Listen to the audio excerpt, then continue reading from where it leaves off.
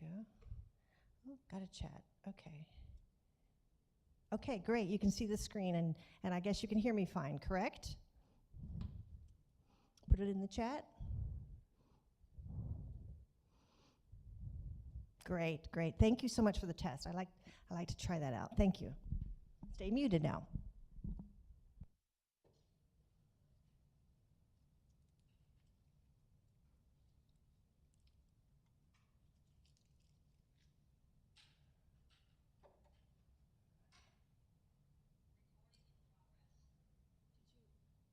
Get a mic, Sheila? No. Okay. I can see the screen fine, and I just heard it saying that recording was in progress. So, yeah, I'm going to move that bar in just a minute too. I guess I can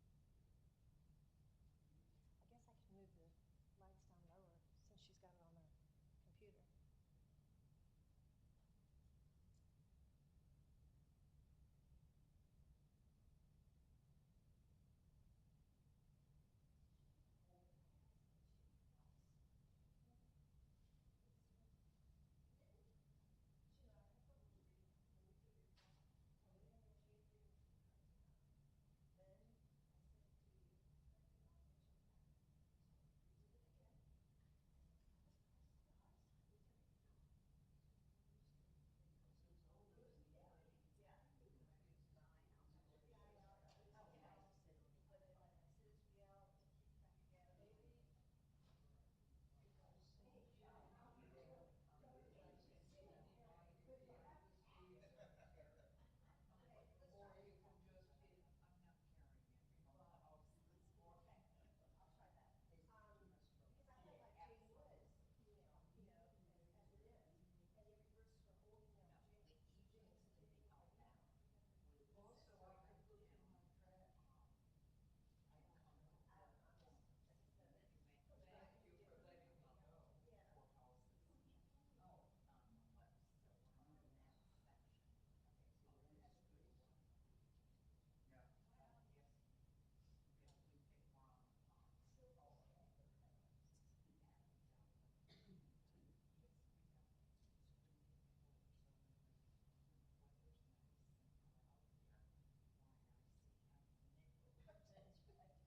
Zoomers, we're going to start in just a minute. We haven't started yet.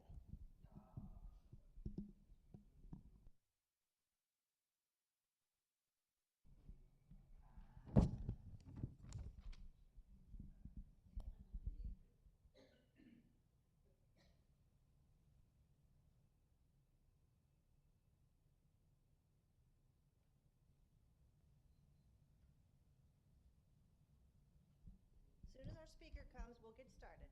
Just hang on. I'm sorry for the delay.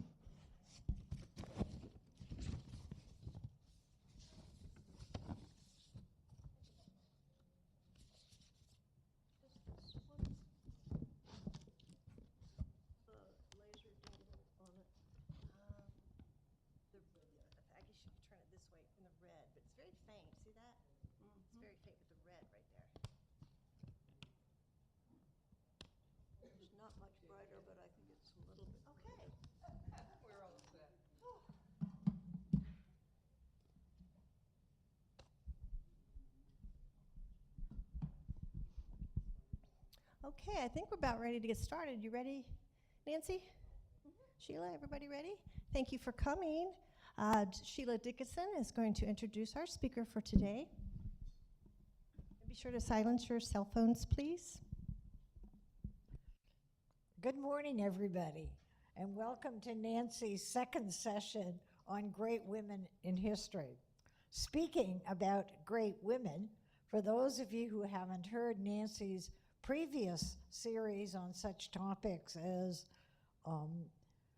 the power of mythology, Celtic mythology, the long life of the Arthurian legend, and so on, here's a bit more about the many facets of Nancy's life. Growing up in a family that loved to tell stories, some of them even true, moving constantly as a child and adult, developing a love of languages, growing an awareness of the power of words to create and destroy. All this led to Nancy's PhD in Celtic mythology. She loves to tell stories to anyone who listens. In no particular order, and you're going to find this list daunting, she has been a union organizer, teacher, 4th through 6th grades, college professor, continuing ed person, and ESL.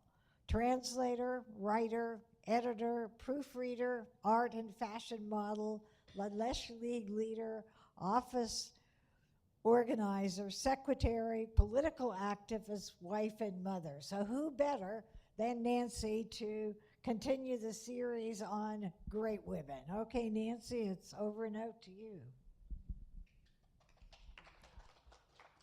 Thank you. Thank you all for coming.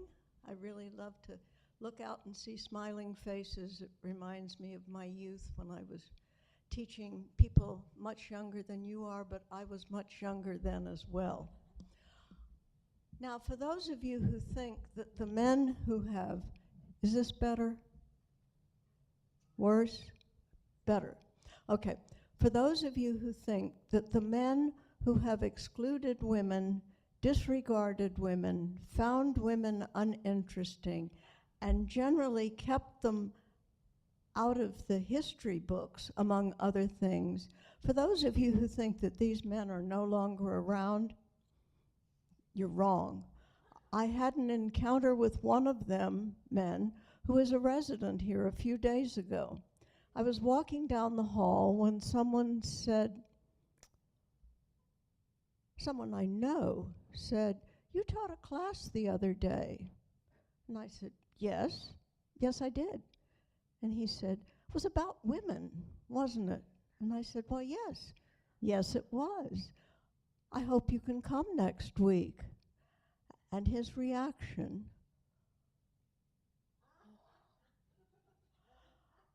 looked at me, rolled his eyes, and said, I'm not interested in anything to do with women. They're boring. Me? I walked off, wishing desperately that I could bring him into class today for show and tell. But this living, breathing example of why women are underrepresented in history and undervalued in almost all other parts of our lives was spared the public humiliation. Instead of show and tell, we're going to revisit Catalhuyuk and then fast forward to the Minoan civilization on Crete. I know some of you have been lucky enough to go to Crete. It's an amazing place. As you may remember, oops, I hate these things. The buttons are too close together. The seated woman of Catalhuyuk comes to us from over 6,000 years ago. My head has trouble getting around that long a time span. But she was found in 1961, not too long ago, and modern scholars and feminists both wanted her to be a fertility goddess and a symbol of a matriarchal society. But after extensive work at the site, Professor Hoder found that she was not a symbol of female power and control, but that the society that had led to her creation was egalitarian. Men didn't rule, women didn't rule. Catalhuyuk was a place where true gender equality flourished. Both sexes ate the same food, performed the same work, and spent the same amount of time outdoors. The women weren't shut up in the kitchen like drudges. In life, they inhabited the same physical space. In death, they were given the same kind of burials. There is no evidence for either a patriarchal or a matriarchal system. In Catalhuyuk, a woman's biology was not her fate, and neither was a man's. As we know, the relatively gender-blind way of life at Catalhuyuk didn't continue forever. Over thousands of years, social hierarchies gradually crept into this broader region, which spans modern-day Europe, Asia, and the Middle East. Thousands of years later, in cities like ancient Athens, entire cultures had developed around misogynistic myths that women were weak, not to be trusted, and best confined to the home. The question is why? Why did this happen? And we'll come back to this question in a few minutes. But first of all, I'd like you to think a little bit farther back to the cave paintings done by both men and women, where hunting was done by both men and women. There's no physical evidence of daily life being divided along gender lines. Only our common knowledge. Everyone knows that activities and jobs are always divided on gender lines today, but not in the past. We were a very egalitarian species for millions of years. Before we move into historic times, that is, after the advent of writing, I'd like to pause for a look at the Minoans, a civilization that flourished on Crete from 2600 to 1100 BC. And Crete, I tried to find a better slide, but there you are. Probably easier for me just to go over there. This doesn't have much brightness to it. Crete is that long, skinny island right in the middle of the Mediterranean, halfway between Greece and Africa. Unique among other Mediterranean civilizations of this time, Minoan, the name of the people who lived there, their writing has never been deciphered. So they really are a both and. They were literate, but from our perspective, they were illiterate because we can't read what they wrote. But they've left us an amazing physical description of their society in the form of wall paintings, pottery, and buildings. This is one of the wall paintings. Going into their houses, the walls would have been painted not white or gray, but with these beautiful colored frescoes that covered the walls from top to bottom.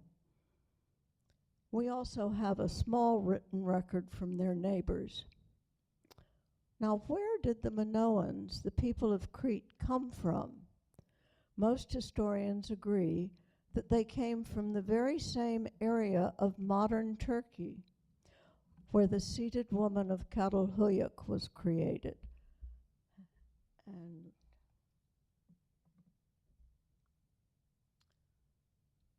let's see, just right over here. So a short step across the Mediterranean from one to another, and as we'll see, there are some similarities between the two civilizations. Because of its location, straddling both the Mediterranean and African climate zones, it was a wonderful place to grow crops, had lovely natural resources, but few metal resources. So the Minoans took to the surrounding sea and became traders. And here's one of their many, many boats. And they created maritime trade routes that connected Europe, Africa, and the Middle East. From what remains of their art and architecture tells us, they were gender fluid. That means they weren't locked into behaving in a particular way because of their body. Women held high offices, and images of women outnumber those of men. Minoan art included elaborately decorated pottery, seals, figurines, and colorful frescoes. Typical subjects included nature, sea creatures, and ritual. Unlike their southern neighbors, the Egyptians, Minoan art is often described as having a fantastical or fluid quality, with figures rendered to suggest motion. And I think most of us are familiar with the very static pictures of the Egyptians, not the Minoans. Egyptian culture was in full swing to the south of them, while to the north Greece was still in its infancy, and timelines for Greece during this time show only what was happening in the Minoan world. Images of women occur more frequently than men in the Minoan archaeological record. Moreover, men are rarely depicted in commanding position, despite the attempts on the part of archaeologists to identify them there. Sir Arthur Evans, who excavated much of the remains, had a very specific idea of what Minoan civilization was like, and he reconstructed many of the frescoes to back up his beliefs. Even this life-size male figure in the reconstructed fresco of Knossos, which Evans identified as the priest king, is now seen to be made up of fragments of several different frescoes. So he assembled it kind of like a giant puzzle. Let's see, I need a bit of blue, I'll take it from over there. The only thing that seems relatively certain about this is that at least one of the figures used for reconstruction was male. While we know little of their religion, the predominance of goddesses and the dominant role played by priestesses in religious ceremonies support this. Women far outnumber the priests and male attendants. Bull jumping is one of the most well-known of the peculiar activities of these unknown people who felt a connection to the bull. Most of us are familiar with the story of Theseus and the Minotaur. Inside their buildings, we find many bull heads called rhea. But going back to this again, we see two female figures, and in most of the frescoes and in most of Minoan art, females were depicted with light skin and males with dark skin. Because they wore so few clothes and they were slender and lithe, from a distance it's really hard to tell which is which, so they just color-coded them. And you can see there are two women engaged in this dangerous sport. The woman on the left has hold of the bull's horns, and once the man on top of the bull finishes his somersault, she will somersault onto the top of the bull and then go on to be caught by the woman at the end. The art and artifacts of this early culture show us a people with a zest for life, a love of beauty, and a high status for women. They were also practical and good engineers with indoor plumbing, running water, and an impressive array of aqueducts, something that would not be available in England until the Romans arrived approximately 1,000 years later. And after the Romans left, it wouldn't be available in England for another 1,000 years. However, until we decipher their language, we will not have confirmation that Crete was, in fact, the aberration it seems, a woman-centered or egalitarian island surrounded by increasingly patriarchal societies.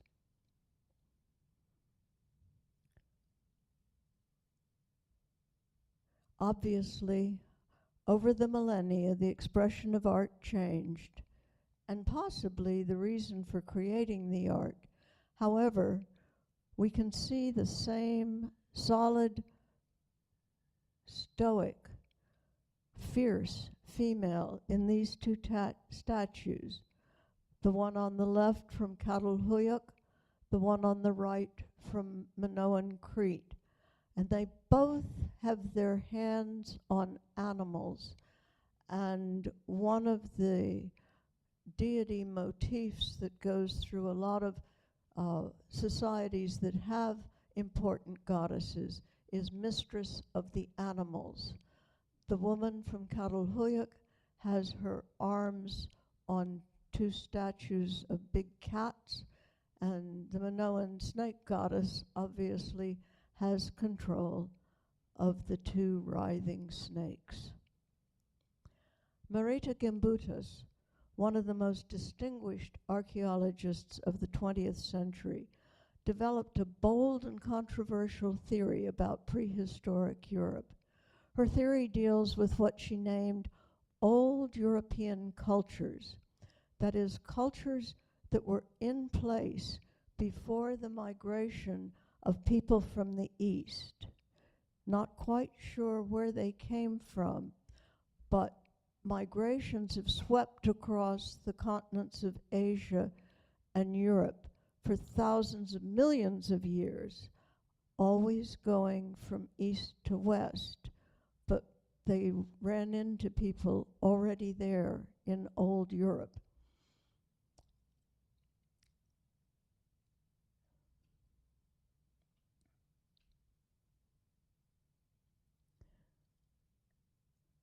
The role of the migratory waves that influence social structures and cultural developments, she labeled this culture the Kurgan.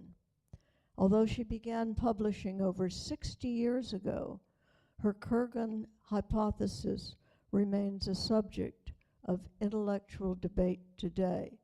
Wasn't one of those things that people managed to prove or disprove, and it's still intriguing enough that people are still talking about it.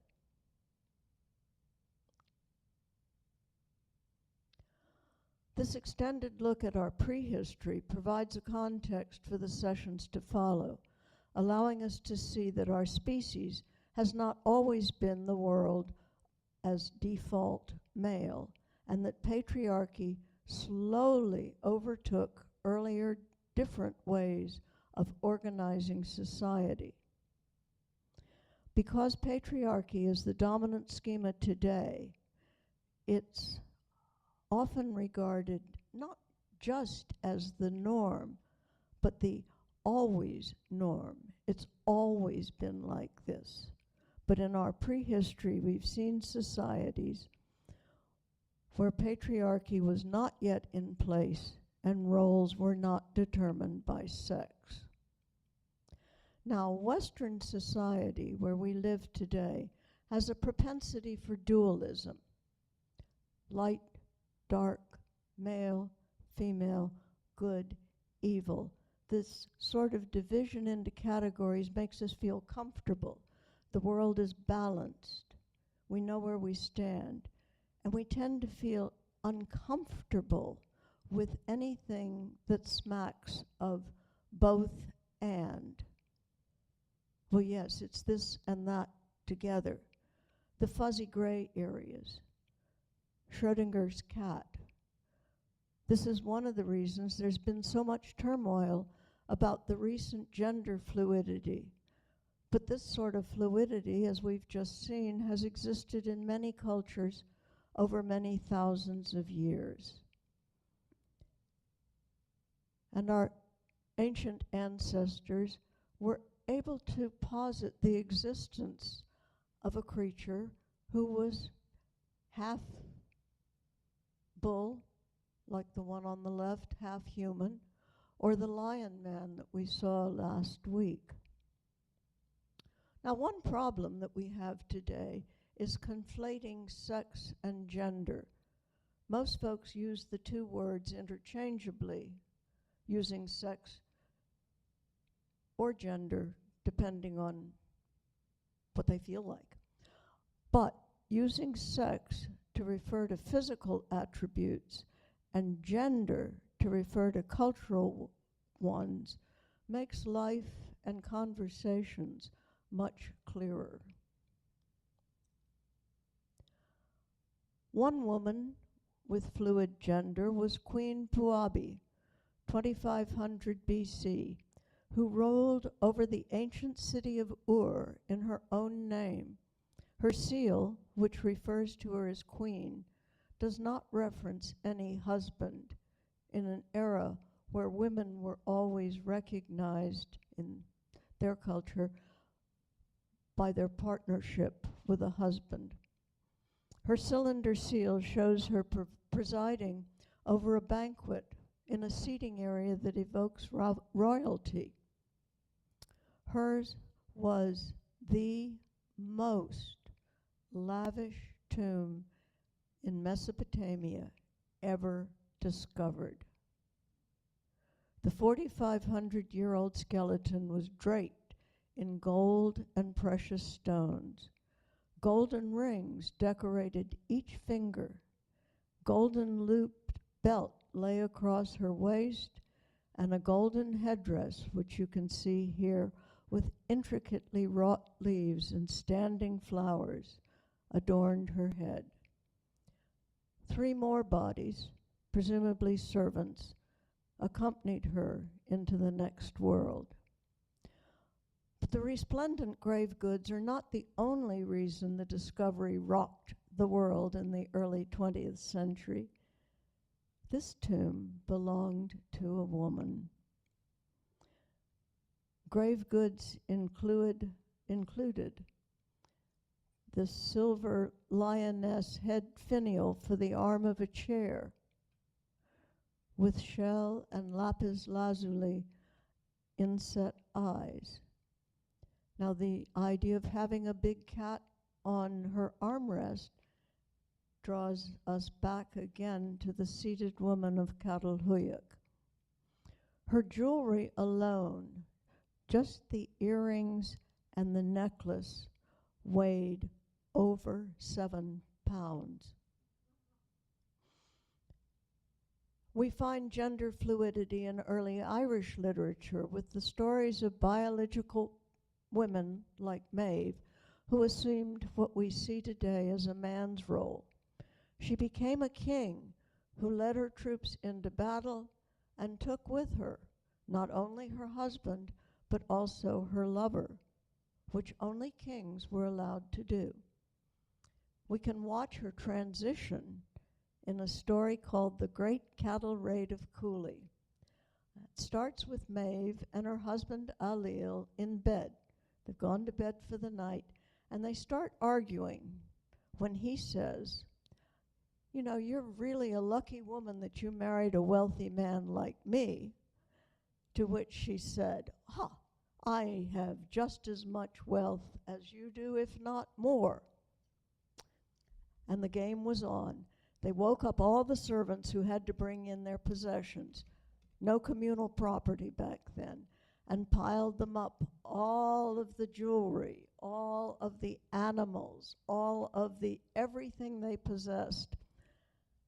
Finally, they discovered that they were absolutely equally matched in everything, except Alil had a bull that was better than anything Maeve had in her herd.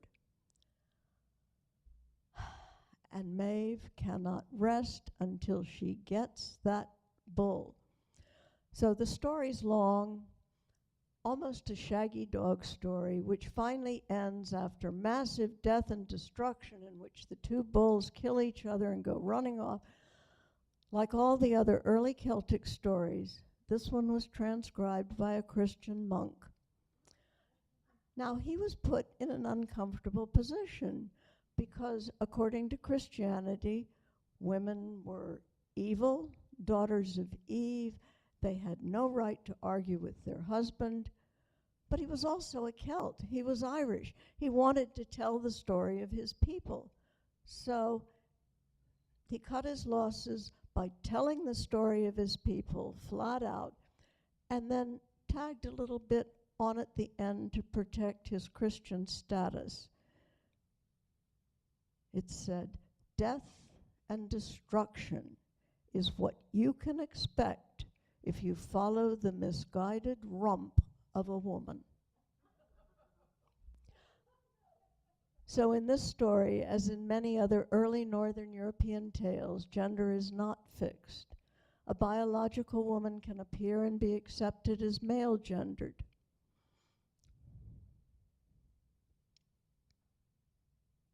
One of the problems I had writing my dissertation, which involved stories about Maeve, and this was before the whole issue of gender had become such a hot topic, was which pronouns to use.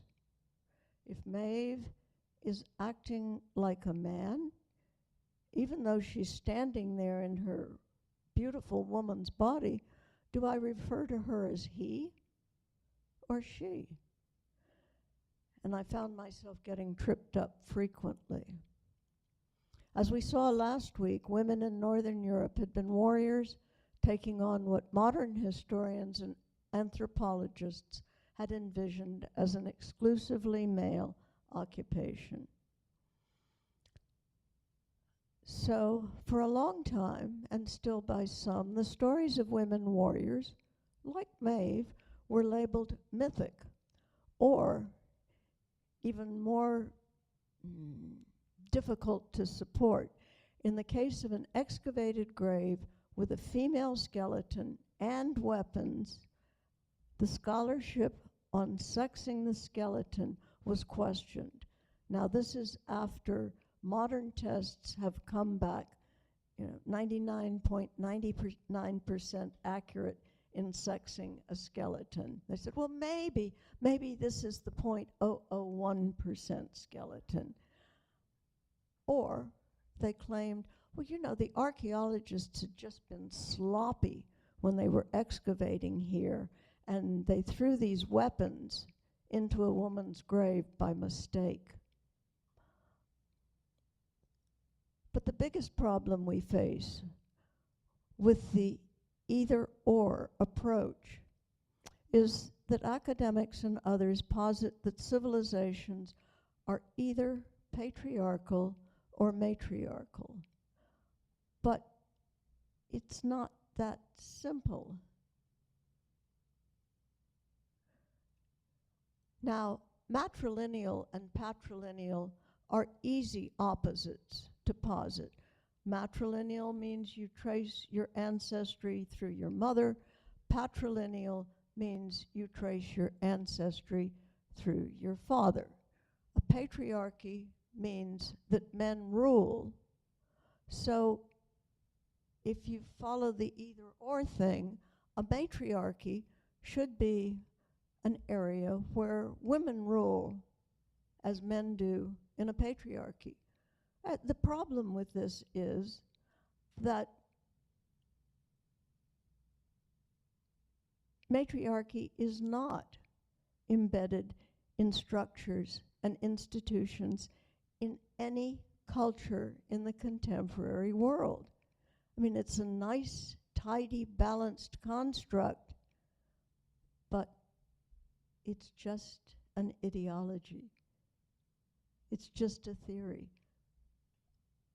My own take on it is that when women get together and they're in charge, they don't say, okay, you're going to be the general, you two are going to assist her, you three report to that person, you four over there have to go do this. Women don't structure groups like that. Women are noted for, most of the time, cooperating and working together. It's the way most of us feel the most comfortable. We don't want to be told what to do. We've been told what to do all our lives. So in ancient matrilineal societies, people lived openly. They shared tasks. I know it sounds idyllic, maybe even idealistic, but it's what the archaeological remnants show us. But now, finally, we need to leave the prehistoric past and move on to our written records, which in many ways are more straightforward and easier to understand, but they're also easier to use as propaganda or to whitewash the truth. It all depends on who does the writing, like the scribe back in old Ireland. If you ask anyone who the first poet was, first poet ever in Western civilization, got an idea in your head? Dollars to donuts, it's Homer. If I say, try again, you may dredge up the name of Sappho. But before Homer, before Sappho, Enheduanna, poet and priestess,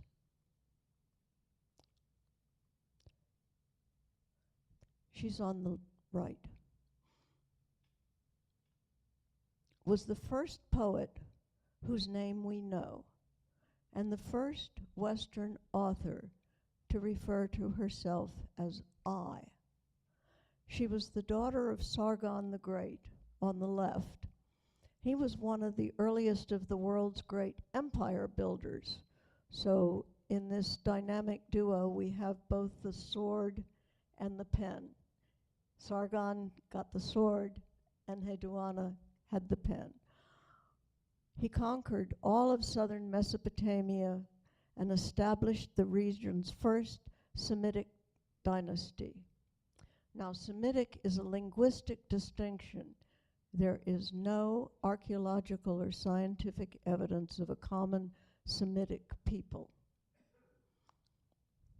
His daughter, Enheduanna, played an essential role in his empire building, binding the areas her father conquered by melding the beliefs and rituals associated with the Sumerian goddess Enheduanna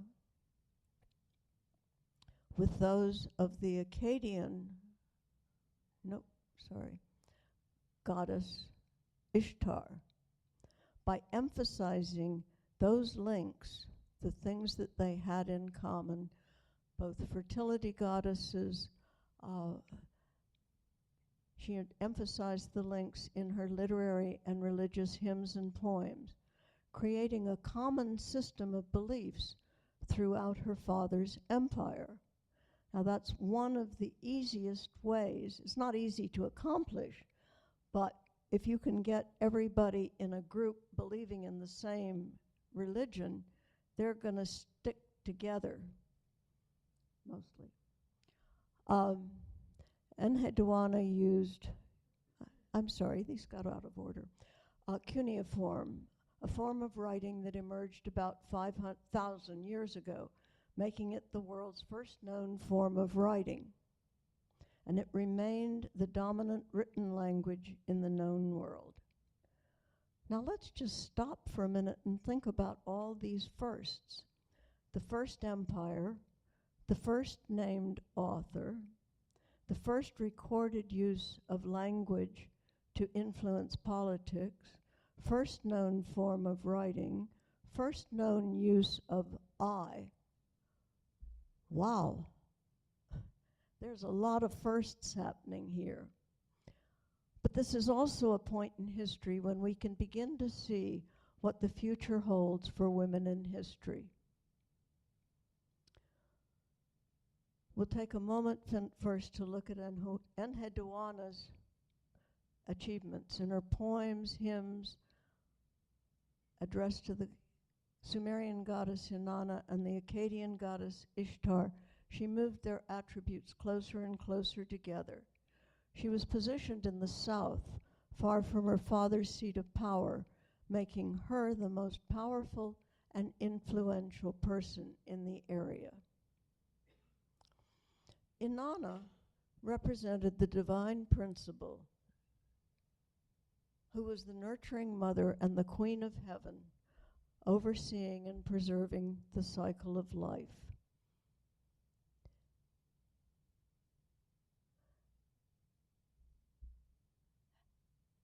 And Ishtar is portrayed here with weapons coming out of her shoulders and her foot on top of a lion.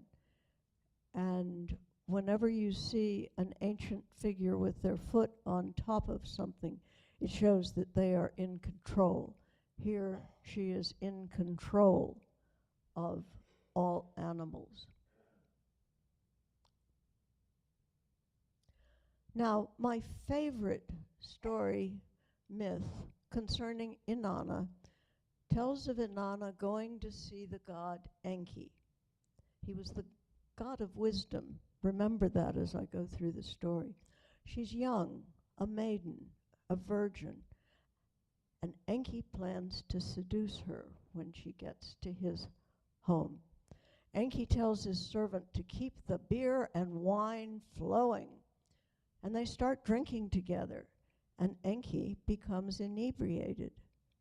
He offers Inanna the power of wisdom, and she says, I take it. He offers her all of his powers, one by one, and in response to each, she says, I take it. When she'd been given all of Enki's powers, Inanna gathered up the divine powers, embarked on her boat of heaven to return to her city of Uruk. Enki was too inebriated to see what he had done, and he fell into a drunken sleep. This is the god of wisdom, remember? When he awakes, he asks his servant where his powers are. They were just here. He's told that he'd given them all to Inanna, and she'd sailed away in her boat. Inanna returns to her people in Uruk, gives them the powers she'd acquired from Enki. And here we find a tidy reverse of the Greek Pandora story. Remember? But the earlier Pandora story that I mentioned last week was that Pandora originally gave all the gifts of the gods to men, which is exactly what we see Inanna doing here. Myths wander. You'll find bits and pieces. Oh, that reminds me of, that sounds just like, oh, where did I hear that before? Myths travel. They're fluid.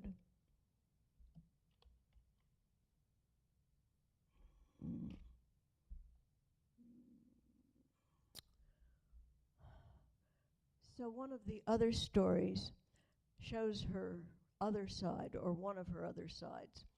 She's enraged and goes to war against her enemy, a mountain range called Ibi, because Ibi refuses to bow down or cede to her. The goddess, armed with knife and axes, causes the mountain stones to cascade down and kill the mountain's god. This is a quote from the cuneiform tablet. She sharpened both edges of her dagger. She took Ebi's neck as if tearing up grass. She presented the blade into its heart and yelled like thunder, so that the stones making up Ibi crashed down its back. She then celebrates her conquest by triumphantly placing her foot atop the fallen stones. A cylinder seal has been found that illustrates scenes from Enheduanna's poem about Inanna and Ibi. So the first time ever, another first, we have an illustration for a text. She just did it all. Enheduanna shows a human side in several of her poems, writing about themes that still affect us today. In one of her poems, she shares her plight and asks for Inanna's help. The rebel king, An, has seized power in Ur and cast her into exile. Enheduanna prays for help to Inanna, but the words she utters fail her. Her vaunted eloquence has disappeared. In a climactic scene, Enheduanna meets with Inanna in a nighttime ritual, where she finally manages to regain her poetic powers and compose the hymn. These themes of writer's block, words fail me, being sent into exile, feeling that no one cares, no one's listening, are fears that we all still have today. Now, except for a very few exceptional women, we have just about reached the end of women playing an active role in society. Patriarchy did not spring full-blown out of the head of Zeus, but it did come into the Mediterranean basin with the gods of the Greeks and Romans. The first clear signs of women being treated categorically differently from men appear first in ancient Mesopotamia, the historical region in what is now Iraq and Turkey.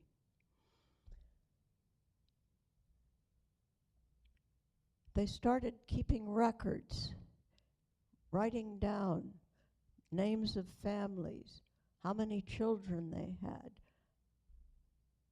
The wealthy, those in power, needed people to produce a surplus of resources for them and to be available to defend the state in times of war.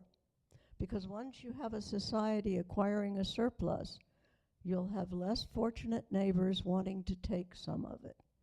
And you have those in power, like Sargon, who wanted more by conquering neighboring kingdoms, which may begin to sound like a familiar pattern we can see today.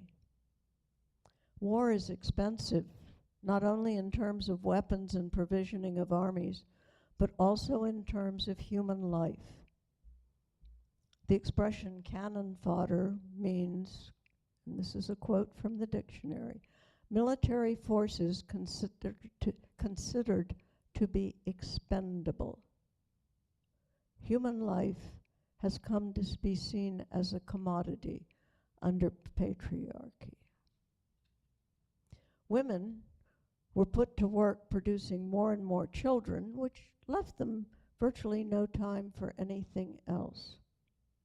This was combined with the practice of patrilocal marriage, in which daughters left their childhood home to live with their husbands' families, which made them vulnerable to exploitation and abuse in their own homes. And we read about this every day. Women in their own homes are being beaten, shot, stabbed by their husband.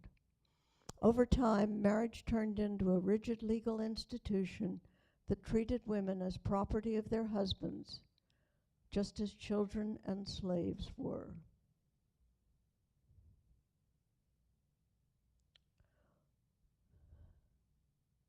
So a question I asked last week remains, are women human?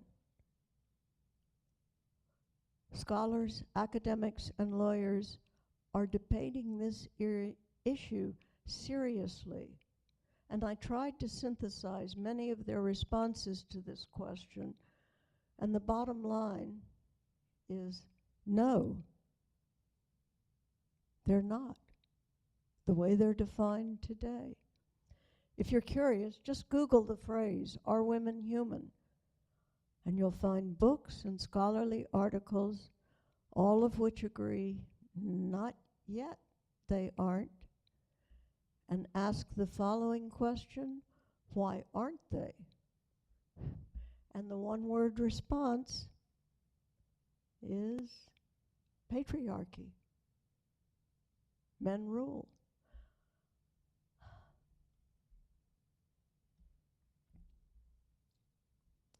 I can't figure out whether to continue, save this for next week. Do any of you have questions? Because if no one has a question, I'll keep going. Okay. Now, I've been bandying this word patriarchy around, and I decided it was time to provide a definition. See, that's what happens when you get an English teacher teaching a course. You go to the I go to the dictionary regularly. What does this mean? Patriarchy is a form of social organization in which the father or oldest male is the head of the family, and descent and relationship are reckoned through the male line, government or rule by a man or men. The second definition is the predominance of men in positions of power and influence in society, with cultural values and norms favoring men. And because I'm a dictionary nerd, the following quotes were offered with this second definition. In 1970, Miss Kate Millett, the leading American liberationist theoretician, identifies the underlying cause of feminine subjugation as the principle of patriarchy, quote, the most pervasive ideology of our culture. Now, question, would the Times have referred to Mr. Kyle Millett? Just interesting side note. The Times felt it was important to point out that not only was she female, but she wasn't married. So possibly she was just one of those angry feminists we've been hearing about. The other quote from 1982, the problem which patriarchy poses for the human species is not simply that it oppresses women. And it comes from a book called Patriarchy as a Conceptual Trap. I was fascinated with this title, Patriarchy as a Conceptual Trap. So I dove down the rabbit hole, and at the very beginning of the book, I found the following. Listen up. A conceptual trap is to the thought world of the mind what the astronomers' black holes are to the universe. Once inside, there seems to be no way of getting out or seeing out. A conceptual trap is a way of thinking which is like a room that once you're inside, you cannot imagine a world outside. And I know that since I started preparing for this class, even though it's material I've worked with for the last 40 years, I still find times when I suddenly realize that what I'm saying or thinking is sexist, that once again I've accepted the default male without even thinking about it. For example, when I'm reading a news article, I make assumptions about the gender of the person who's being described. Lucky farmer finds Viking hoard in a field. Image in my head is a man. Long lost friend discovered through Facebook. And I see a female. Doctor finds cure for ringworm. Obviously a man. Stop. So I'm just suggesting that you all might want to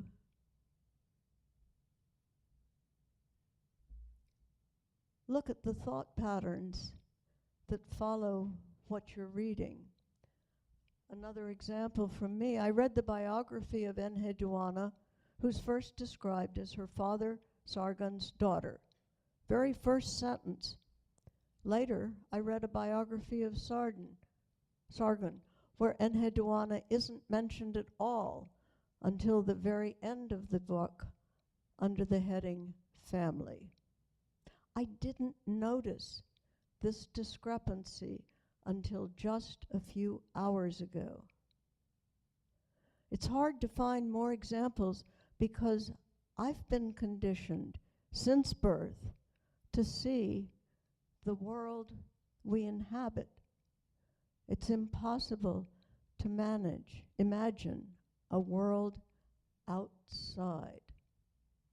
This pervasive, all-encompassing world gestalt in which we live today is why I've spent so much time showing you that there are alternatives, like the Minoan civilization and the lack of binding general roles in prehistory.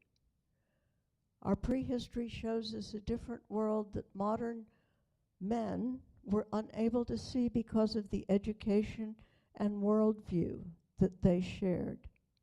As women, we are finally being allowed to move into occupations previously forbidden to us. We are beginning to see a correction to the way ancient artifacts are interpreted and ancient civilizations described. The lasting psychological damage of the patriarchal state is to make its gendered order appear normal, even natural, in the same way that class and racial oppression have historically been framed as natural by those in power. Those social norms became today's gender stereotypes, including the idea that all women are universally caring and nurturing, and all men are naturally violent and suited to war. By deliberately confining people to narrow gender roles, patriarchy disadvantaged not just women, but also men. Its intention was only ever to serve those at the very top, the social elites.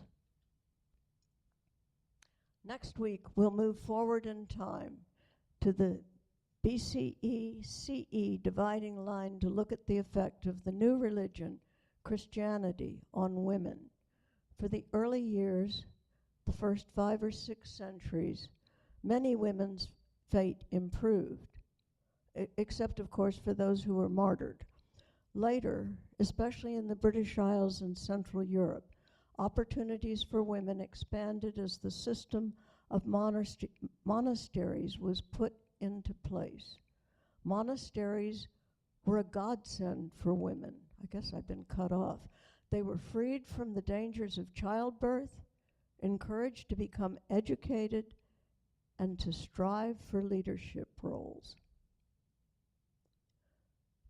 So, stay tuned.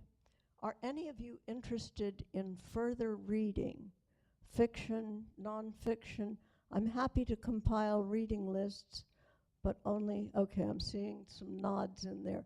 Fiction, nonfiction, both. Okay, you got it. Sorry for running over time. I just get enthusiastic. I want to tell you everything I know in 6 weeks.